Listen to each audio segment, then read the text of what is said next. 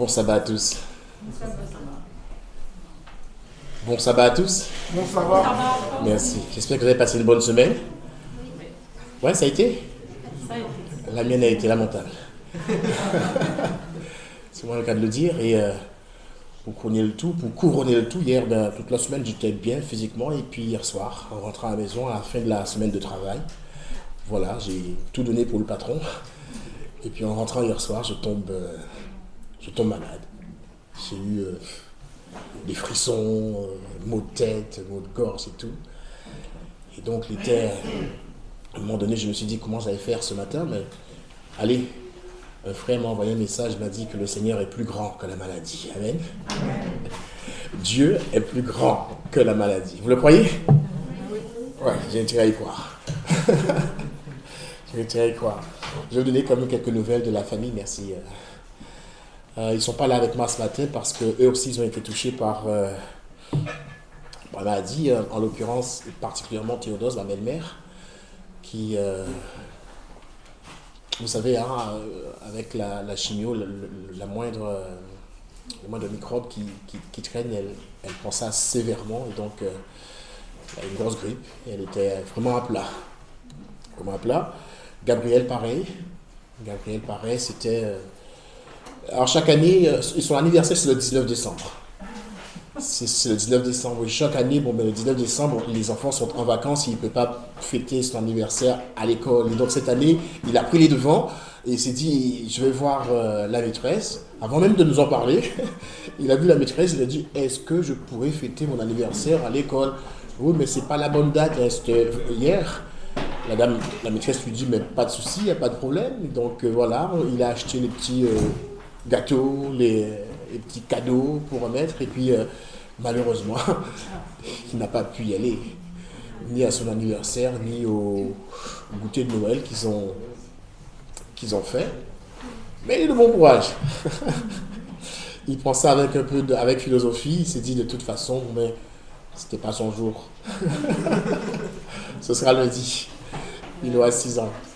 Je prie le Seigneur que sa santé soit meilleure d'ici là et qu'il ait la joie de pouvoir célébrer avec quelques potes quand même. Quelques potes. Voilà.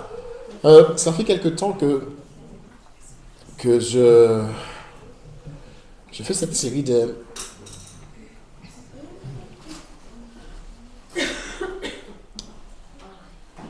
que j'inclus cette série d'expressions, si vous voulez, ou plutôt non, je reprends ça, que je fais de cette série d'expressions mon cheval de bataille. Voilà, on y arrive. Et c'est quoi cette série d'expressions? Discipline, volonté, persévérance et succès. J'essaie de les appliquer dans mon quotidien. Discipline, volonté, persévérance et succès. Il y en a un autre que nous allons voir tout à l'heure. Mais avant, j'aimerais quand même annoncer le thème que j'aimerais aborder avec vous ce matin. Optimiser le temps que je passe avec Dieu. On parle de qualité, de quantité, de persévérance. Optimiser le temps que je passe avec Dieu. Ma relation avec Dieu. J'aborde ce thème avec vous ce matin en réponse à des questions qui m'ont été posées. J'ai souvent abordé ce thème-là, mais par petits morceaux. Et ce matin, j'aimerais vous donner quelques tips, quelques points à mettre en place, à observer pour pouvoir optimiser justement et pouvoir passer un temps de qualité avec le Seigneur. Donc je reviens à mes 4 mots là, discipline, volonté, persévérance. La discipline combinée à la volonté résulte de la persévérance. La discipline, c'est quoi? C'est le fait de s'astreindre à une conduite. Le fait de s'imposer une conduite et de s'y tenir. La discipline, donc, associée à la volonté. La volonté, c'est le pouvoir continuer, j'ai envie de dire, de pouvoir faire finalement ce qu'on a dit qu'on fera, peu importe les circonstances. Elles peuvent être effectivement compliquées quelquefois, mais on le fait quand même. On s'est donné une ligne de conduite, une discipline de vie, et par notre volonté, on essaie de... Voilà, et la discipline associée à la volonté résulte de la persévérance. Et au bout de la persévérance, il y a le succès. Oui, on s'est donné une ligne de conduite, notre volonté, on s'est attaché à cette ligne de conduite, on a persévéré là-dedans, et forcément, si cette ligne de conduite est bonne, il y a du succès à la fin. Un résultat positif. Mais tous ces termes n'ont en réalité aucun sens s'il n'y a pas un objectif à atteindre. Vous me saisissez? Discipline, volonté, persévérance. Ça n'a pas de sens s'il n'y a pas un objectif à atteindre. Et là encore, nous pouvons rencontrer des difficultés si l'objectif ou les objectifs que nous voulons atteindre ne sont pas soutenus par un solide pourquoi. Un exemple, je pense que peut-être Touba a évoqué ça il y a quelques semaines de cela. L'objectif à atteindre, s'il n'est pas soutenu par un solide pourquoi, on a des difficultés à s'y tenir. Vous êtes sur le toit d'un immeuble. En face de vous, il y a un autre immeuble. 200 mètres de hauteur. Et on met entre les deux immeubles une poutre solide, certes, mais étroite, large de 20 cm. 20 cm, ça va, hein? Et on vous dit, voilà, traversez cet immeuble et vous obtiendrez 200 €. Qu'en dites-vous? Non. C'est pas assez. Les 200 €, l'objectif à atteindre, c'est l'objectif pourtant, 200 €. Voilà. Vous ne traverserez pas l'immeuble, n'est-ce pas? Au bout de l'immeuble, au bout de la poutre, il y a un être aimé que vous pouvez sauver en traversant. Vous tentez votre chance ou pas? Absolument. L'objectif est tout autre. Cet objectif-là est attaché à des émotions, n'est-ce pas? Le pourquoi. Pourquoi vais-je traverser ce vide? Si c'est pour récolter 200 €, nada. Non. Si c'est pour sauver mon enfant, il y a moyen. N'est-ce pas?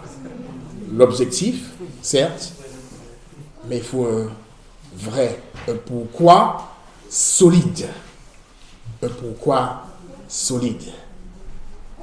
Pourquoi ce matin devons-nous passer du temps avec le Seigneur? Quelle est votre motivation? J'aimerais entamer cette étude aujourd'hui avec vous et puis la poursuivre à d'autres occasions. D'ailleurs, je vous annonce un peu le projet que j'ai pour l'année prochaine, personnellement, dans les interventions que j'aurai. Certainement, généralement, j'ai une intervention par mois. J'aimerais aborder avec vous l'année prochaine des rencontres extraordinaires avec le Christ. Il y en a eu pas mal dans la Bible.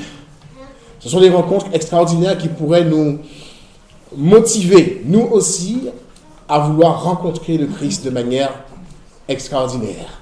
Et il en est capable. Il sait se présenter à nous de manière formidable, de manière inoubliable, en sorte que nous ayons envie de le rencontrer continuellement, encore et encore. Des rencontres extraordinaires, en partant de l'Ancien Testament, la Genèse, jusqu'au Nouveau Testament. Un exemple de rencontre, la femme samaritaine, la femme au bord du puits, qui rencontre Christ. Et cette femme voit sa vie transformée totalement.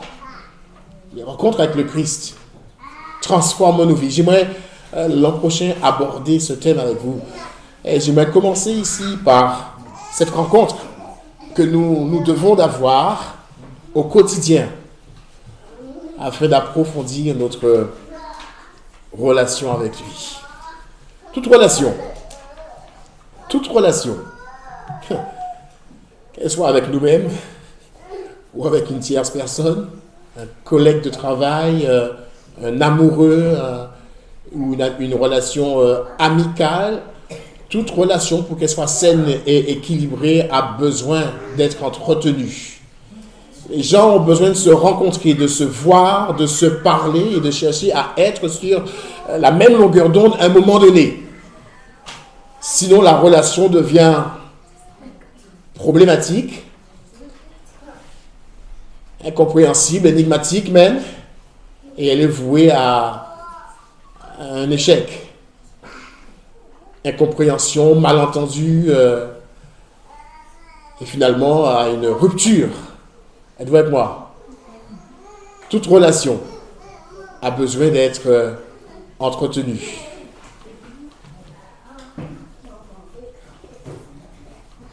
Les relations de couple, justement, si elles ne sont pas non seulement entretenues, mais dépoussiérées. Dépoussiérées. Elle risque d'aboutir à des crises, voire même des catastrophes. Petite astuce pour dépoussiérer les relations de couple, hein. Renoncer à la routine. Lutter contre la routine, n'est-ce pas? Les choses qu'on met en place et qui durent des années et qui rendent monotone la compagnie de l'autre, ou quand on est ensemble, il faut renoncer à ça. Faire preuve d'imagination, de créativité dans le couple, mes amis, pour pouvoir faire en sorte que la relation soit saine. Petite astuce encore, pour ceux qui sont en couple, hein. N'arrêtez jamais de vous tourner l'un autour de l'autre, de vous faire la cour. Draguez votre femme. Draguez votre homme. Si vous ne le faites pas, quelqu'un d'autre le fera à votre place.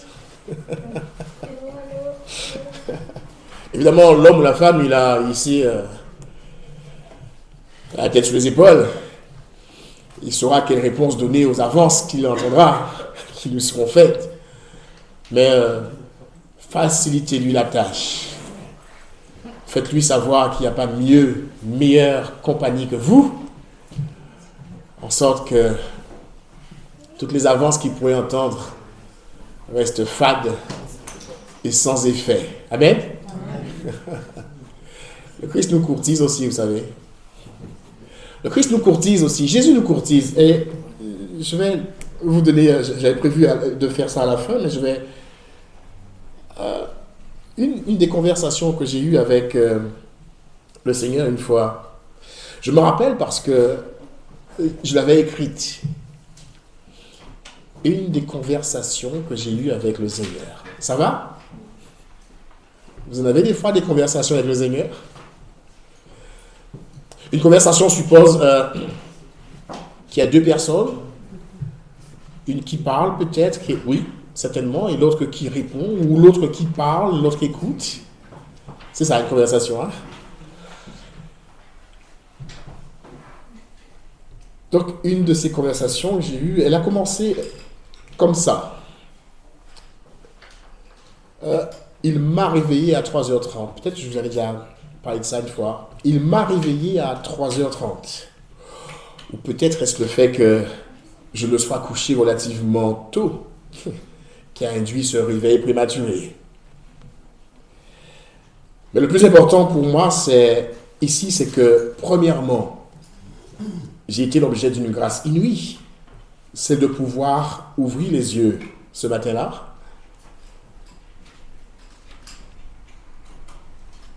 Et deuxièmement, J'en ai profité pour passer un moment exquis de qualité avec mon Créateur. Ça a commencé par un surprenant « Bonjour Seigneur, comment vas-tu » Il vous arrive de lui demander comment il va? Il vous arrive de lui demander comment il va? Non, franchement, s'il est arrivé dans votre expérience avec le Seigneur, de lui demander « Seigneur, ça va quoi? Ce matin, comment tu vas ?» Oui, ce matin-là, je lui dis « Bonjour Seigneur, comment vas-tu » Et donc je continue en disant 3 heures du matin. C'est un peu tôt pour l'entretien. Et sa réponse, étant taquine à mon sens, quand on aime, on ne compte pas. Quand on aime, on ne compte pas, me dit-il. Et là, je note cette douce immanence de Dieu. L'immanence, c'est le fait qu'il se montre proche de moi. Quand on aime, on ne compte pas. Je t'aime, voilà, je veux être avec toi ce matin, et peu importe l'heure. Puis il complète sa réplique en me disant « Aurais-tu préféré ne pas te réveiller du tout ?» Et là, bizarrement, je retrouve sa transcendance. Ce Dieu grand qui a le droit de vie ou de mort, j'ai envie de dire. Parce qu'effectivement, ce matin-là, je me suis réveillé, mais beaucoup d'autres ne se sont pas réveillés. Et là, je pense à toutes ces familles endeuillées par la perte de l'être cher. Le Seigneur m'a fait la grâce d'ouvrir les yeux. Il m'a donné la vie, le mouvement, l'être, et il s'est dit, voilà, on va passer un moment ensemble. Il a de l'humour, il a de la passion, la compassion, il a aussi de l'humour. On aurait pu se poser la question, allez, cette conversation, était-ce vraiment une conversation entre toi et Dieu ou une conversation entre toi et toi? Toutes ces réponses-là. Je veux croire, et je crois que c'était vraiment le Seigneur qui s'adressait à moi en ce moment-là. Quand je pose la question, et cette réponse qui me vient comme cela, n'allons pas chercher plus loin que ça, mes amis. Dieu nous parle, et il le fait aussi de cette manière. Amen? Il le fait de cette manière. J'aimerais vous indiquer une méthode, un moyen pour pouvoir optimiser le temps que l'on passe avec le Seigneur.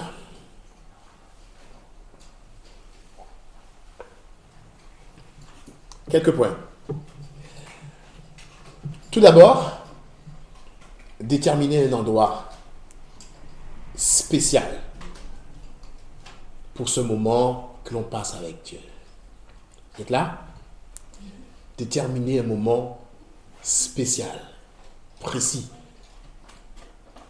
où on revient chaque jour. Vous savez, c'est un rendez-vous. C'est un rendez-vous. Si vous donnez rendez-vous à un ami et que vous ne lui dites pas où on se rencontre, il y a des chances qu'on ne se rencontre pas finalement. Vous me direz que Dieu, de toute façon, il voit tout, il sait tout, il verra où on est. Le cerveau humain en a besoin. Nous sommes vite ritualisés et ça devient plus facile pour nous quand on est ritualisé de se concentrer sur quelque chose. Si en me levant, je ne sais pas où je vais aller, si par exemple j'ai reçu du monde à la maison et toutes les pièces sont prises, là où j'ai l'habitude d'aller me recueillir, elle est prise aussi parce qu'il y a des gens qui... Voilà. En me levant, essayer de réfléchir à un endroit où je vais pouvoir m'arrêter et passer du temps, ça risque de me décourager. C'est un effort supplémentaire à fournir, ça risque de me décourager. Notez ça. Déterminez un endroit précis où vous rencontrez le Seigneur régulièrement. Maintenant, pour pouvoir passer du temps avec le Seigneur, il nous faut des fois il nous faut des outils. Et je ne vais pas entrer dans les détails ce matin, ça fera l'objet d'une autre intervention. Quels sont les outils dont on pourrait avoir besoin? Notre Bible. J'ai envie de dire, c'est l'outil par excellence, la parole de Dieu, puisque rencontrer Dieu, c'est pour pouvoir l'entendre. Et un des moyens, j'ai envie de dire, le moyen par excellence, sa parole. Sa parole. Sa parole, la Bible. Il nous arrive aussi des fois de chanter, de louer. Si on ne connaît pas les chants qu'on veut chanter par cœur, peut-être est-il nécessaire d'avoir un petit recueil de chants. Ça va? Quand on rencontre Dieu, pourquoi pas un recueil de chants? Il se pourrait que lors de votre rencontre avec Dieu, c'est là que vous passiez un moment à étudier, faire l'étude de l'école du sabbat. Tout le monde ne le fait pas comme ça. Il y a d'autres personnes qui choisissent un autre moment pour ça. Mais bon, pourquoi pas l'étude de l'école du sabbat, par exemple. Lors de cette rencontre, personnellement, j'utilise des ouvrages de méditation.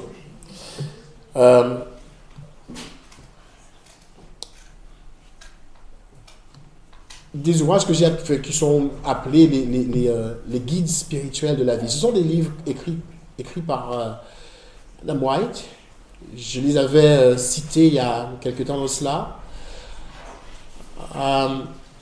Intitulé Jésus-Christ, prophète et roi, patriarche et prophète, parabole de Jésus, conquérant pacifique, et puis un autre, le dernier, bien volumineux, je n'ai jamais réussi à le terminer, ce livre-là, La tragédie des siècles. Alors, ce sont des livres inspirés, qui donnent des conseils, alors, ils font l'objet quelquefois de, controverses, que certaines personnes croient, d'autres n'y croient pas. Madame White, son ministère, qui elle est vraiment. Mais je peux vous garantir qu'en lisant ces ouvrages, vous pouvez ne pas aimer certaines parties, mais la plupart du temps, les conseils qui y sont consignés sont formidables, réconfortants, et ce sont de vrais guides pour la vie. En dehors de cela, il y a d'autres ouvrages encore de Mme White. Le foyer chrétien, qui a été vraiment,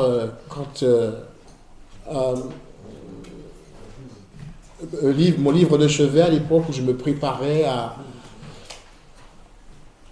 à une vie commune, maritale, foyer chrétien, conseil, message à la jeunesse, un livre que tous les jeunes devraient lire. Des ouvrages sur la tempérance aussi, tempérance et santé, ou tempérance tout simplement. Message choisi qui parle des affaires de l'Église, de la vie d'Église. Enfin bref, autant d'ouvrages que j'appellerais des commentaires, des guides spirituels. Alors les guides spirituels de la vie, ce sont les 6 livres que je vous ai énumérés, et donc les autres, ce sont des commentaires au même titre, mais qui, voilà, ont d'autres visées, j'ai envie de dire. Et puis, il n'y a pas que les livres de Ellen White, nous avons des auteurs qui sont formidables. J'ai un livre que je pourrais vous conseiller, Roberto Badenas, il a écrit justement Rencontre avec le Christ. Franchement, ce livre-là, il est vieux, hein. Je l'ai lu il y a plus de 10 ans. Je l'ai relu. Voilà, tout ça pour vous dire que quand on s'apprête à passer du temps avec le Seigneur, on a besoin d'outils, et faire en sorte que les outils soient à portée de main, c'est important.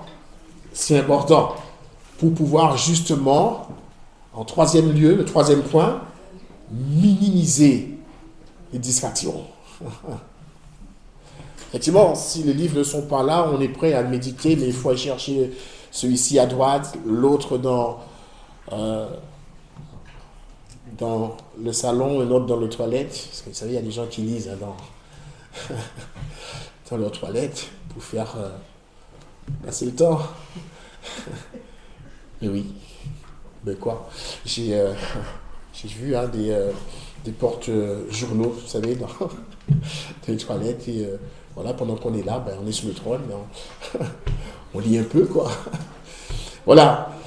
Donc, minimiser les distractions. Mais ce n'est pas seulement le fait d'aller chercher les livres et les outils à droite et à gauche. C'est aussi éteindre et désactiver les notifications de nos portables, de nos smartphones, de nos tablettes. Parce que là aussi, ce sont des distractions qui peuvent mettre une barrière, un frein, ou en tout cas court-circuiter le lien, la relation qu'on souhaite avoir et la qualité en tout cas de cette relation avec le Seigneur. Maintenant, ça se passe comment? J'ai envie de vous conseiller ici ce matin de commencer par la prière.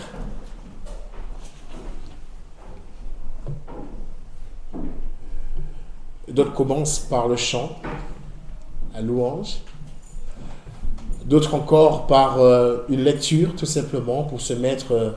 D'autres par une méditation, le silence. Et le silence, la méditation ici, ce n'est pas le fait de se vider l'esprit. Quand on parle de relation avec le Seigneur, on ne se vide pas l'esprit. Au contraire, on le remplit de la présence de Dieu. On pense à lui, on pense à des versets que l'on a lus et mémorisés. Pourquoi pas, sinon qu'on lit tout simplement sur le moment. On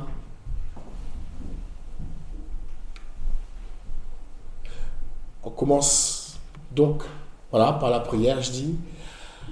Il y a une formule que j'utilise, qui est très connue, qui est pour la prière, qu'on appelle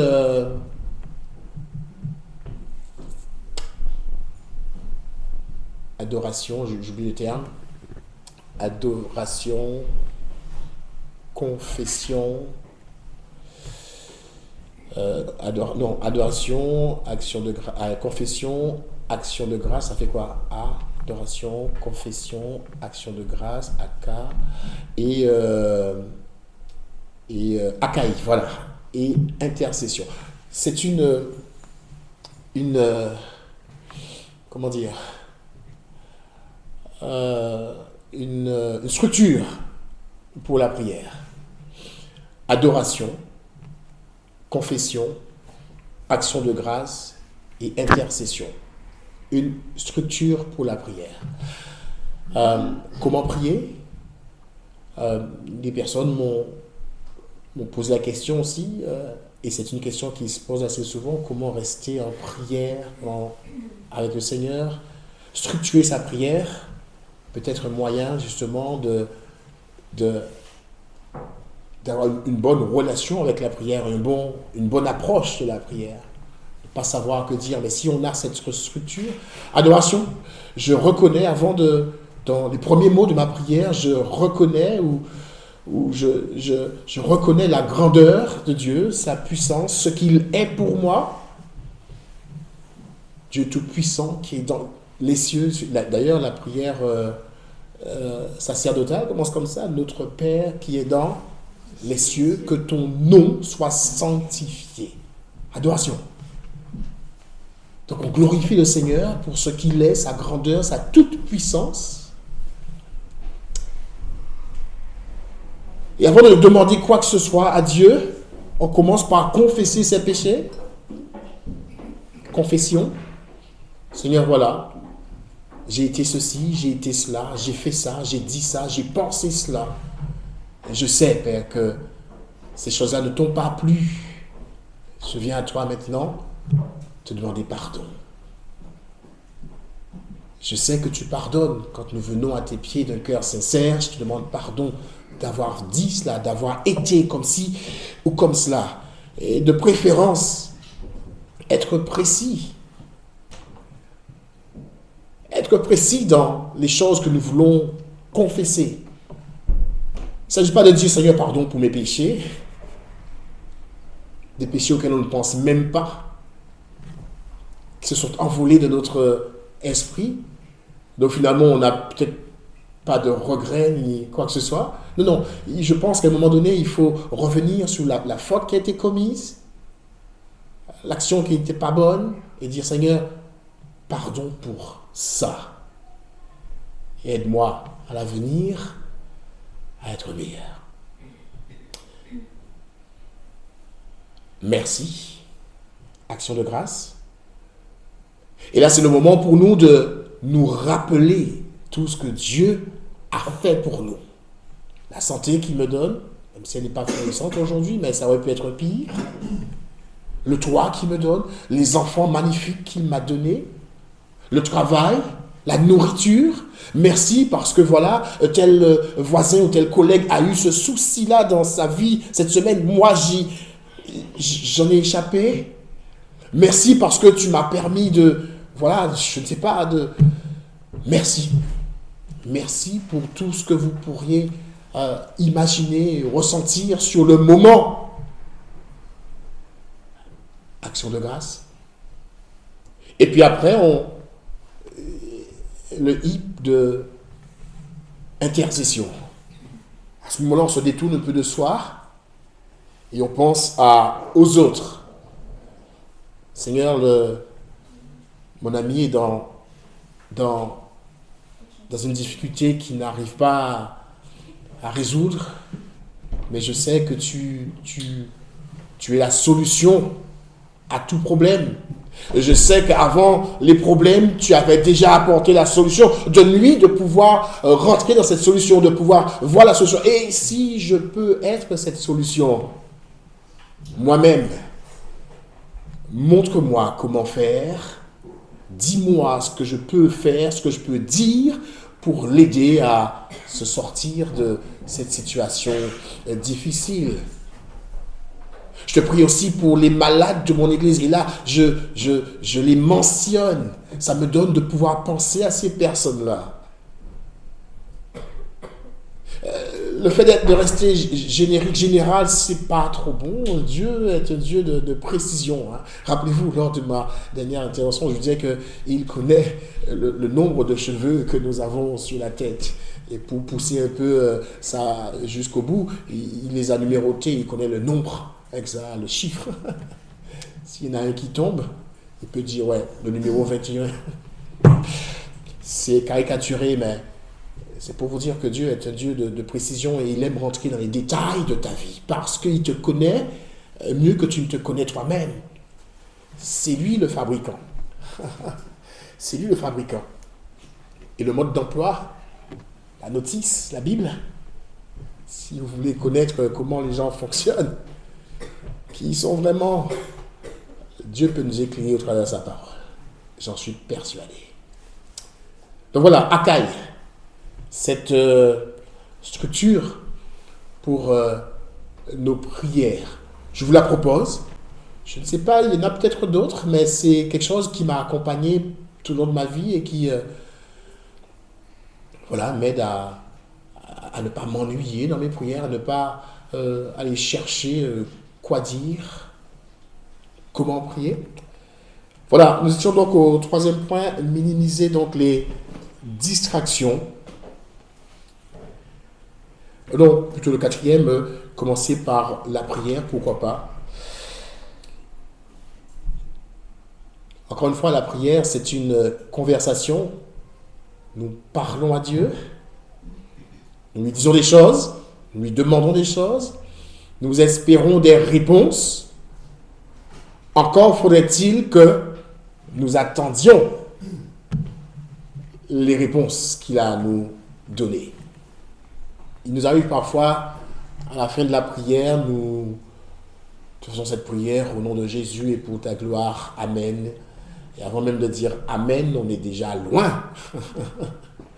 On est déjà parti. On est sorti de la prière. Mais à un moment donné, tu as posé une question au Seigneur. Tu as fait des demandes. Est-ce que tu attends la réponse ou pas? Évidemment, on ne va pas attendre la réponse 1 heure, 2 heures, mais au moins après, à la fin de la prière, un temps de recueillement, de silence. Et qui sait? Le Seigneur ne se révélera pas par une pensée,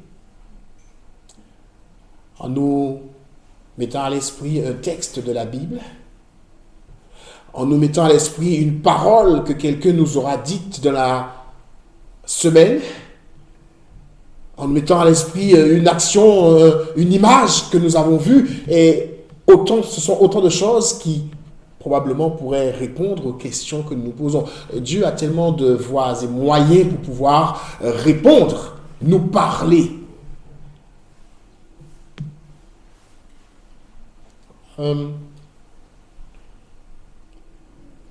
Au risque de me répéter encore, je me rappelle, cette fois où je suis en pleine méditation, où j'arrive devant un texte où le texte dans Exode 14, je lis ceci, il me dit « Reste là et voilà la délivrance que je t'accorde en ce jour. » Et bizarrement, pendant ma lecture, je m'arrête. Pourtant, j'ai lu le chapitre. Dans le chapitre, il y a plein de phrases, plein de mots. Et à ce moment-là, reste là, sans bouger. Et je vois la délivrance que je t'accorde en ce jour. Et là, j'ai fait une fixation sur cette partie-là. Pourquoi? Je ne sais pas. Je ne sais pas déjà pourquoi j'ai fait la fixation sur cette partie-là. De un. Mais deuxièmement, pourquoi donc ce texte-là, lui, je veux dire, qu'est-ce qu'il veut me dire par là? Reste là sans bouger et vois la délivrance que je t'accorde en ce jour. Je repense cette expérience assez souvent parce que elle me parle énormément et il y en a eu d'autres certainement, mais celle-ci reste gravée dans mon esprit parce que c'était fort. C'était le matin très tôt et donc j'ai fini mon temps de méditation avec le Seigneur et je pars à l'église. C'était un samedi matin et je rentre à l'église et puis aux annonces, ils annoncent donc une sortie missionnaire où on devait aller distribuer des flyers. Je suis dans un quartier, on habite dans un quartier assez huppé de Trinidad et donc nous partons avec mon épouse et moi, avec un autre couple et on se met donc à distribuer ces flyers. On les met, on ne fait pas que les mettre dans les boîtes aux lettres. Nous sommes donnés comme mission de rencontrer les personnes à qui donc nous sonnons. Toutes les maisons étaient clôturées, fermées en fait, et puis voilà. Et à chaque fois qu'on sonnait, avant que le propriétaire n'arrive, arrivaient donc des chiens, de gros molosses, des gros chiens. On entendait déjà leurs pattes. Et seulement après, on entendait ils se mettaient à aboyer. Mais nous, derrière la clôture, ça va, on est tranquille. Donc, des fois, le propriétaire venait. Quand il ne venait pas, on mettait le truc dans la boîte aux lettres. Une maison, 2 maisons, ça se passe pareil. 3 maisons, voilà, on entend d'abord les pattes, puis les aboiements. Le propriétaire, il vient ou il ne vient pas. La 4e maison, ou à ce que je ne me rappelle plus, nous sonnons. Mais ça se fait tellement machinalement. En sonnant, on n'a pas remarqué que la clôture était ouverte. La barrière était ouverte. Et là, pareil, on entend d'abord les pattes des chiens et puis les aboiements. Et les chiens se rapprochent de nous. Au moment où les chiens se rapprochent, mes amis, il se passe quelque chose dans ma tête. C'est quoi? Pardon? Non. Non. Non. Reste là, sans bouger. Et voilà la délivrance que je t'accorde dans ce jour. Le texte que j'ai lu le matin. Toute la journée, le matin, je me demandais, mais pourquoi? Qu'est-ce que c'est? Je ne savais pas. Au moment où le chien arrive, le texte me revient à l'esprit, mes amis. Je veux dire, ça peut paraître banal, mais vraiment complètement bidon. Mais Dieu, il s'adresse à nous de manière providentielle. Ça aurait pu être n'importe quelle autre phrase. Mais l'idée pour lui, à ce moment-là, c'était de me rappeler, ne bouge pas. Ne bouge. Et c'est ce que nous avons fait. J'ai pris la main de ma femme et nous sommes restés là. Il y avait un autre couple avec moi, avec nous. Eux, ils se sont enfuis en courant. Les chiens sont passés devant nous et les a poursuivis. Heureusement, ils ne sont pas allés loin. Ce sont des chiens, j'imagine, qui sont dressés. Voilà, tant qu'il n'y a pas de danger en fait pour dans leur, comment dire, leur territoire. Voilà, ils ne sont pas allés bien loin. Mais entre-temps, nous, qu'est-ce qu'on a fait? On est d'abord resté sur place sans bouger. Et puis une fois qu'on a vu les chiens passer, ben, on a continué tranquillement, normalement. Je trouve cela quand même extraordinaire. Je m'attendais à une leçon, une grande leçon spirituelle. Je sais pas moi, reste là. Non, simplement, Dieu me dit qu'il est avec moi dans les moindres détails de ma vie. Je me sens menacé par un chien, je ne sais pas quoi faire. Écoute, t'inquiète, je suis là. Je suis là. Je t'indiquerai la route. Je t'indiquerai la marche à suivre. Et ça tient pour cette expérience-là, les chiens, mais ça tient aussi pour n'importe quelle autre expérience dans laquelle on pourrait être en difficulté. Le Seigneur est capable. Non seulement qu'il est capable, mais il est aussi désireux, disposé et toujours disponible pour nous aider et s'impliquer dans notre vie. Amen. Le croyez-vous? Le croyez-vous? Ensuite, il serait intéressant qu'on lise la Bible. Si on veut l'entendre, vraiment, si on veut entendre de lui, recevoir de lui, et la Bible étant sa parole, la Bible étant son caractère, cette lettre qui nous a écrite, qui nous a laissé, pas à nous directement évidemment, mais qui nous sert aussi, parce qu'il y a des leçons qui ont une portée, allez, j'ai envie de dire, eschatologique, pour employer ce terme, qui concerne les temps jusqu'à la fin, qui traverse le temps. Lire la Bible. Et il serait intéressant pour nous en lisant, que nous prions, que nous lisions comme dans un esprit de prière. Il serait intéressant aussi d'essayer de mémoriser quelques textes de la Bible. Ça pourrait nous être utile dans nos prières aussi. Ça pourrait faire l'objet d'une autre étude, prier avec la Bible, avec les versets bibliques. Quand nous prions, ressortir les promesses que Dieu nous a faites.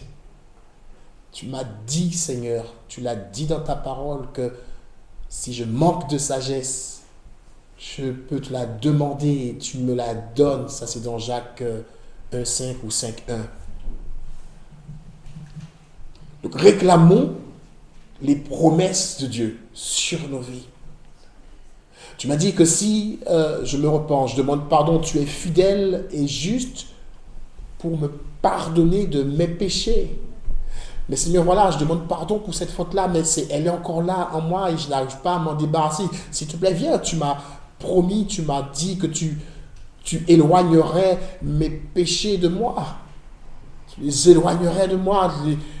Aide-moi à être libéré. Vous savez, ces erreurs que l'on commet et qui s'accrochent, même quand on les a confessées, on a peut-être même vu des psys, mais ça reste là, on n'arrive pas à s'en défaire.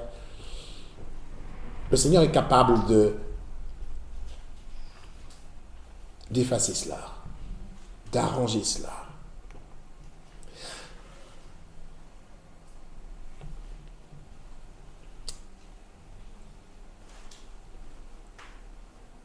Méditer sur un passage. Méditer sur un passage. Et là encore, il y a des façons de méditer les passages. On lit un texte, qu'est-ce que le texte dit? Qu'est-ce qu'il dit précisément?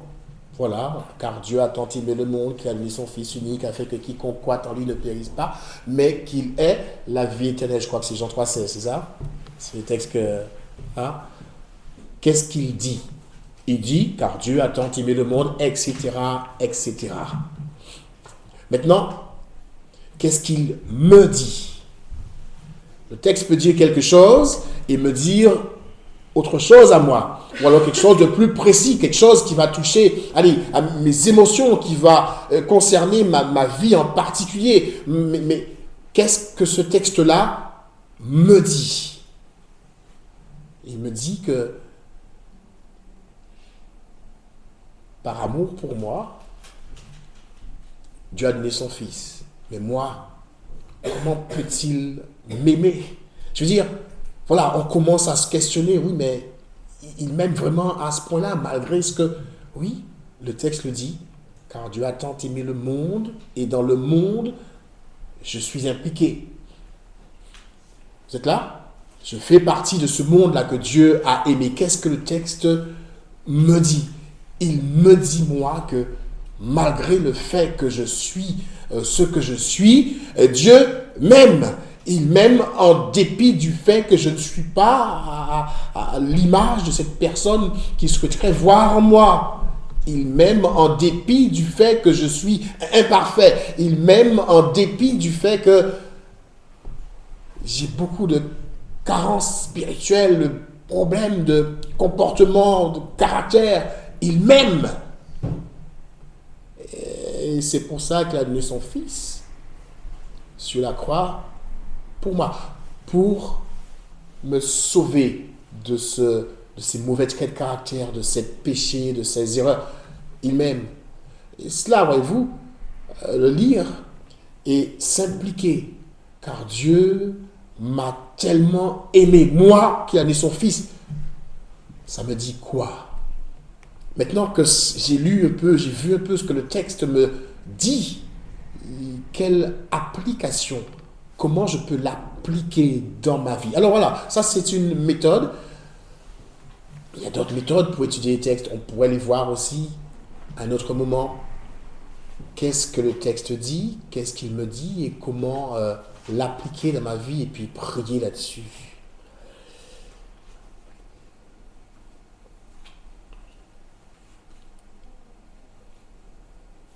Garder le silence devant Dieu. Dans ma relation, dans mon moment d'intimité avec Dieu, il ne s'agit pas simplement de parler, mais à un moment donné de s'arrêter et d'écouter, de méditer, d'attendre de lui une réponse. Les réponses de Dieu sont... Il y en a 3.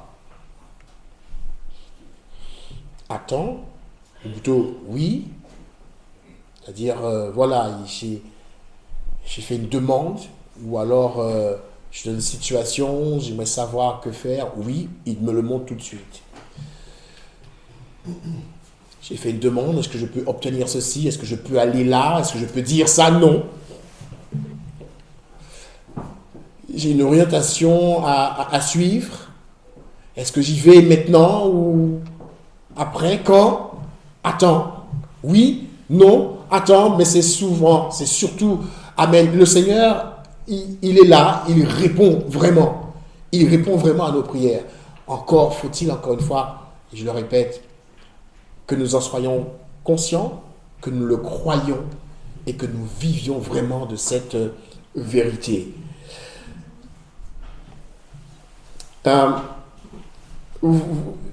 L'expérience que j'ai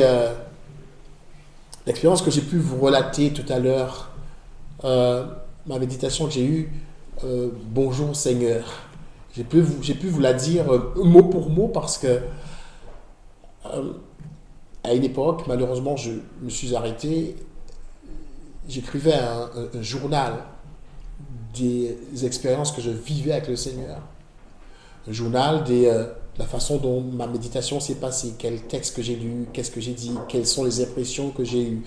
Et ce jour-là m'avait vraiment marqué et je me suis dit, allez, je note ça. Et jusqu'à présent, je l'ai encore, c'est pour ça que j'ai pu le lire. Mais entretenir un journal, ça peut paraître fastidieux ou compliqué, mais le journal, c'est quelques lignes. On écrit là-dessus les sentiments qu'on a eus, les émotions, voilà, ce qu'on a pu entendre, les doutes qu'on a eus. Bim, une date, quelques mots. Et puis, si c'est une requête qu'on a faite, le jour où le Seigneur répond à la prière, go, on retourne sur ce journal, on dit, ouais, j'ai demandé ça, telle date à Dieu, et aujourd'hui on est telle date, il a répondu de manière positive ou autre. Tenir un journal. Je l'ai dit tout à l'heure, mémoriser les textes. Mémoriser les textes de la Bible. Connaître la parole et la connaître par cœur, certains en tout cas, nous permet d'être réconfortés dans certaines situations. Il m'a promis de ne jamais m'abandonner. Et le fait de mémoriser un texte qui évoque ce thème-là, et de le répéter, de le réciter lors des moments où je me sens justement abandonné, peut m'aider à être consolé et à reprendre courage. Ça va? Ça vous parle? Mémoriser les textes. On s'en sert lorsqu'on est en difficulté. On s'en sert aussi lors de nos prières, comme je vous l'ai dit tout à l'heure. Prier avec la parole de Dieu. Brandir comme ça les promesses qu'il nous a faites. Peut nous permettre de nous rappeler que il est grand, il est bon. On peut les brandir devant Dieu pour lui dire, voilà, tu m'as promis ça. On peut les brandir devant l'ennemi aussi. Pour lui rappeler que Dieu est plus fort et plus grand que lui. Amen. Dieu est plus grand que l'ennemi. L'ennemi est puissant, certes, mais le Dieu que nous servons, il est tout puissant. Amen. Il est tout puissant. Il est tout puissant. Et puis finalement, appliquer les conseils, les paroles, les leçons que nous recevons lors de notre méditation. On les a écrites, on les a mémorisées quelques textes, mais le Seigneur nous a parlé d'une manière précise, nous a indiqué la marche à suivre, nous a indiqué qu'une certaine conduite que nous avons n'est pas bonne et qu'il nous faut l'abandonner. Chers amis, ça ne sert à rien finalement de passer du temps avec lui, qui nous donne des conseils et qu'au final, on se lève en se disant, de toute façon, c'est comme ça que je suis. De toute façon, c'est comme ça que je suis, ça ne changera pas. Non. Le Seigneur te forme et il te transforme. Amen. Il t'a formé et il peut te transformer. S'il y a quelqu'un qui peut changer un cœur, c'est bien le Seigneur. Et lui seul sait justement combien nos cœurs ont besoin d'être changés quelquefois. Passer du temps avec lui nous permet de justement entamer ce processus de changement, de transformation. Pour finir, je vais, en utilisant quelques textes, vous dire pourquoi. Pourquoi passer du temps avec Dieu? Nous sommes dans Psaume 119, verset 105. C'est un texte que on connaît en principe. Ta parole est une lampe à mes pieds et une lumière.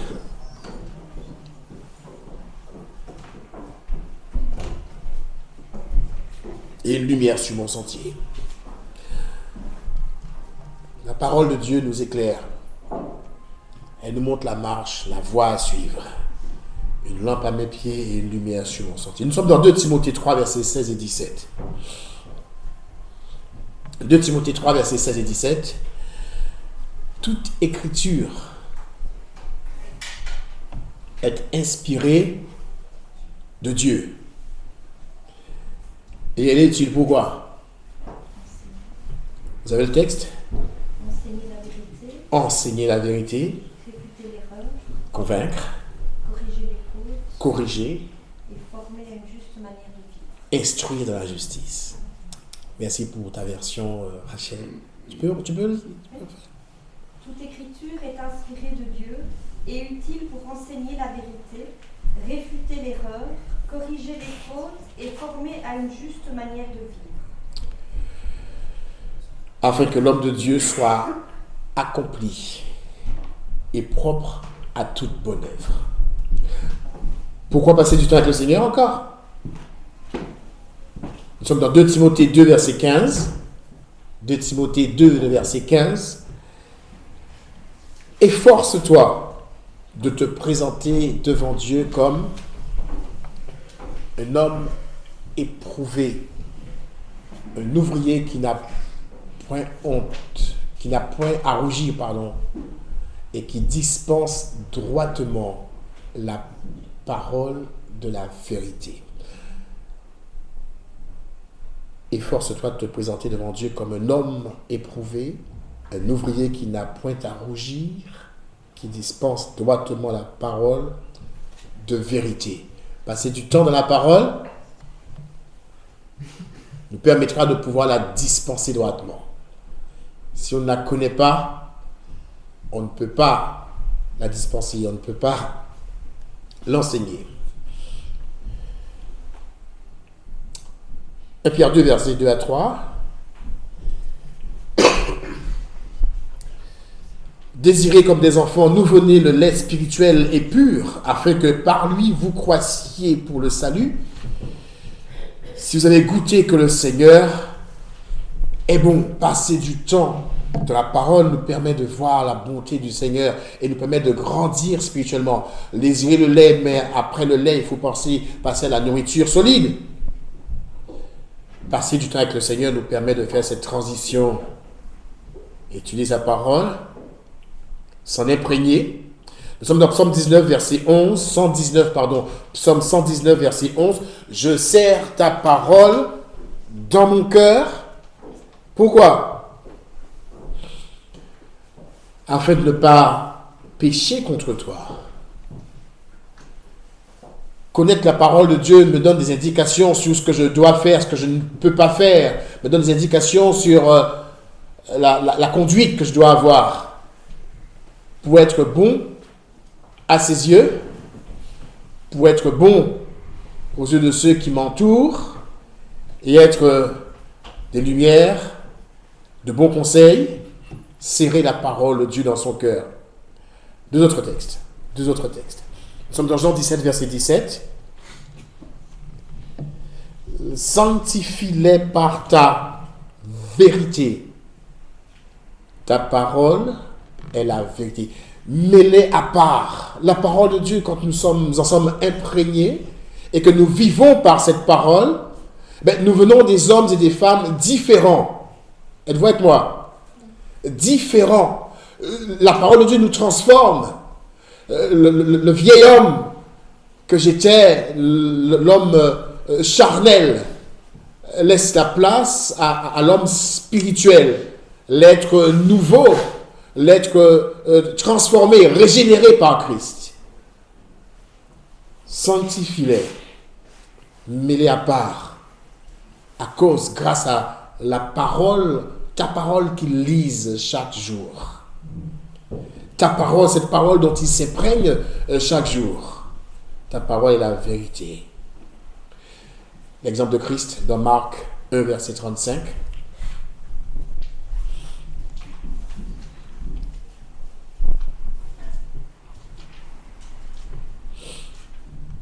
Vers le matin, pendant qu'il faisait encore très sombre, il se leva et sortit pour aller dans un lieu désert où il pria.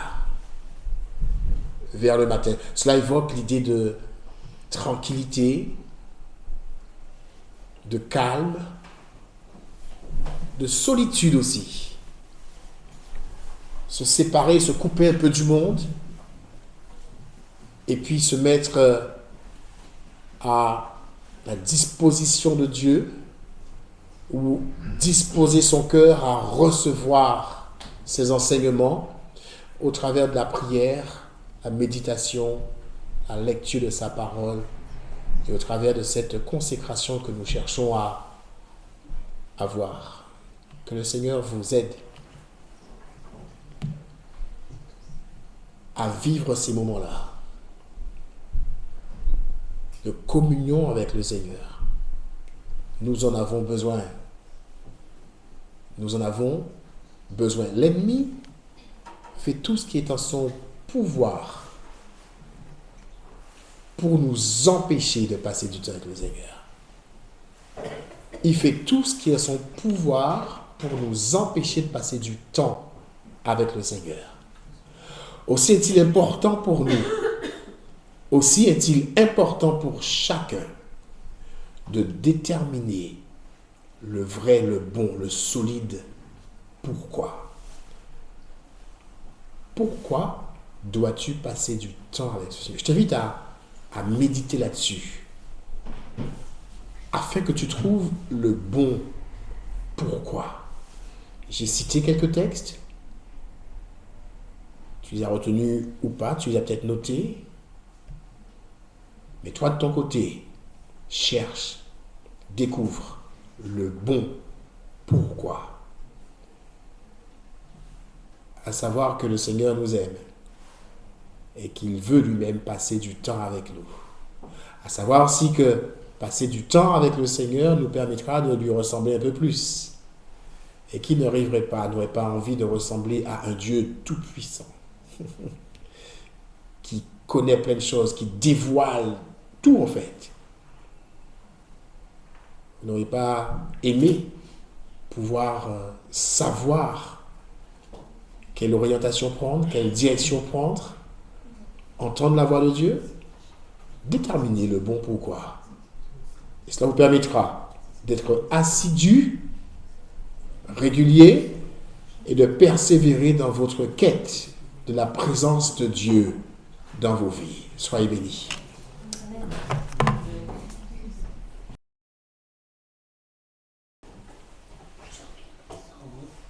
Que le Dieu de gloire, d'éternité, de toute éternité, nous accorde sa paix, sa grâce et toutes ses bénédictions. Que le message, que sa parole que nous avons entendue ce midi nous transforme et nous rend de sages à salut. Qu'il soit élevé, grandi dans nos vies et que vraiment son nom soit magnifié. C'est ma prière au nom de Jésus. Amen. Amen. Amen.